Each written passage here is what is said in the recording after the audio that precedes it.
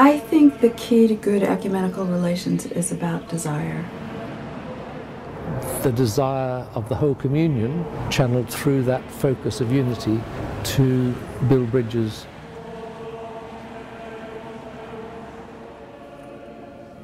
Anglicans and Roman Catholics share a somewhat turbulent history, but differences were brushed aside recently when the Archbishop of Canterbury and the Pope worshipped together at the Church of San Gregorio al Celio in Rome.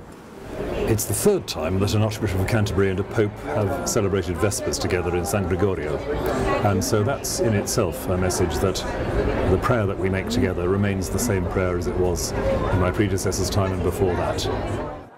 But the relationship between the two churches has been strained in recent years due to differences over women's ordination and the Vatican's efforts to offer a spiritual home to disaffected Anglicans.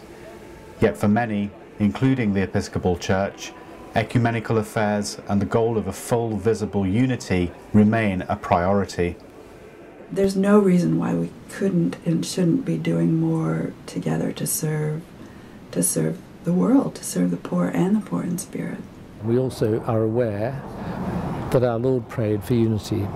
I think that the reality is that I would never say never. I don't think unity is out of the question. I don't expect it to happen anytime soon, but I would have to say that I see gradual steps which recognise Christians' love for one another, which can only bear fruit. The Episcopal Church maintains an important presence in Rome through the Congregation of St. Paul's within the walls and through its strong ties to the Anglican Centre. We are becoming much more of a global church, including in the Episcopal Church itself. This congregation here at St. Paul's is a real international congregation. It represents the world. So our presence here is also extremely important to the Roman Catholics.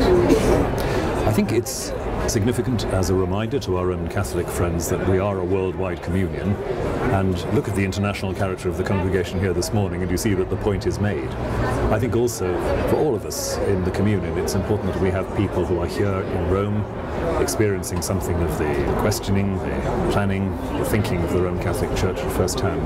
I think it builds up the warmth of our relation. The Anglican Centre is a wonderful centre of hospitality for the entire communion. It's a place where people can come for short periods of study or retreat. It's a place with an extraordinarily good library and a reminder that we are at this level, at the very heart of Rome. We are continuing our conversations. A very, very important place which I treasure deeply myself.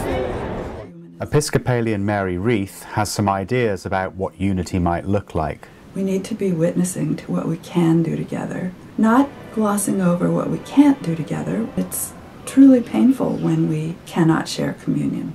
Do this in the remembrance of me. But that's the given at the moment, and you kind of have to be a brave, hopeful soul to let that sit at the side and just keep going. Unity in the end won't come from men sitting in leather chairs. Unity will come when the ideas that they have worked on can be heard in a new way by the people who actually bow their heads together.